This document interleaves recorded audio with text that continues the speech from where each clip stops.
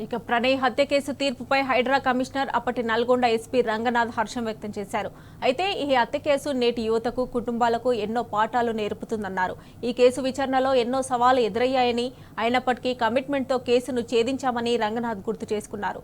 ప్రణయ్ హత్య తర్వాత దేశవ్యాప్తంగా పలు రాష్ట్రాల్లో తలదాచుకున్న నిందితులను వారం రోజుల వ్యవధిలో అరెస్ట్ చేశామన్నారు. ఈ కేసులో శిక్ష ఖరారైన నిందితులు హైకోర్టుకు వెళ్లినా ప్రయోజనం ఉండదని రంగనాథ్ పేర్కొన్నారు.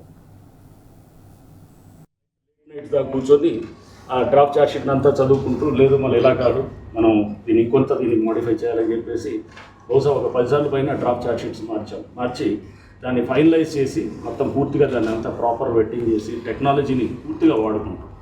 చివరికి అతను నడిచినటువంటి గేట్ ప్యాటర్న్ అంటారు, అంటే అతను నడిచి వచ్చి నరికినప్పుడు ఆ వీడియోలో ఏదైతే కనుక మనకి క్యాప్చర్ అయిందో దాని గేట్ ప్యాటర్న్ అంటాం. ఆ గేట్ ప్యాటర్న్ని కూడా స్టడీ చేసాము. స్టడీ చేస్తూ దాన్ని కూడా ల్యాబొరేటరీకి పంపించాం. అంటే ఈ నడక ఇతంది, అంటే జనరల్గా ఒక వేలు ముద్దనో లేదా ఇట్లా ఉంటుంది, బట్ ఈ నడక కూడా ఒకదాన్ని అనేదాన్ని కూడా అంత లోతుగా కూడా పోయి ప్లస్ టెక్నాలజీలో ఉన్నటువంటి ఇతర అంశాలన్నింటినీ కూడా తీసుకొని చాలా పగడ్బందీగా బిల్డ్ చేసిన కేసు ఇది.